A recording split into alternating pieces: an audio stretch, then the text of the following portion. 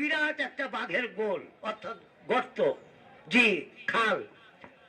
টুকি মেরে দেখছে বাহুটা পড়ে আছে কিন্তু বাঘ নাই, কিন্তু গর্ত তো বাঘের। বলছে ঠিক আছে, আর শক্তি আছে, আমার ব্রেন আছে, জি বাঘকে থামার মতন আমার নলেজ কলেজ দুটাই আছে, আমি দেখছি। এবার শিয়ালনিকে দেখে নিয়ে চলে গেল, যা বলছে সানা এটাই কিন্তু এই জায়গাতে বাচ্চা হবে, কোনো অসুবিধা হবে না, বাচ্চা ঠিকভাবে মানুষ হবে। শিয়ালনি তার কম লয়, তুমি তো জিন্দা আজরাইল, কাজে ওইটা হলো আজরাইলের গর্ত। আর এই গর্তের ভিতরে আমাকে বলছো যে তুই সানা এত বড় তোমার কি কয় দুঃসাহস। আমি যাবো না, কইছে হারামজাদি, স্বামীর অর্ডারে নিয়ে যদি তোর মৃত্যু হয়ে যায়, এই মৃত্যু হবে স্বর্গীয় মৃত্যু, আদেশ ক্রমে ঢোক। শিয়ালনি কিন্তু পেট পাড়া দিয়ে ঢুকে গেল, ঢুকে যাওয়ার সাথে সাথে কিন্তু গর্তের ভিতরে 8-9টা বাচ্চা হইল।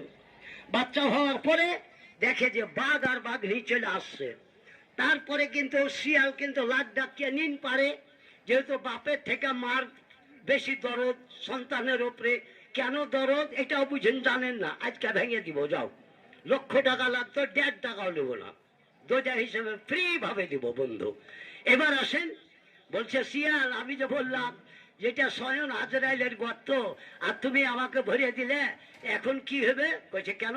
কইছে যে বাঘ আর বাঘনি চলে আইলো। কই ধর ছেলে কেন, ওরাকে থামার মতন ক্যাপাসিটি আমার ভিতরে আছে, আমি একটা কলেজের স্টুডেন্ট। কেন?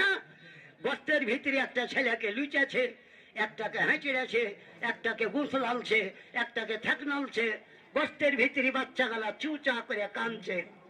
বাঘ কয়েছে বাঘনিকে যে হারে বাঘনি, আগে কপাল কত ভালো রে, ওদিকে গেল একটা গরু ধীর কেলে এসে কুসরের ভুঁয়ে চিৎ করে ফেলে, মানে ওকে খাইলো।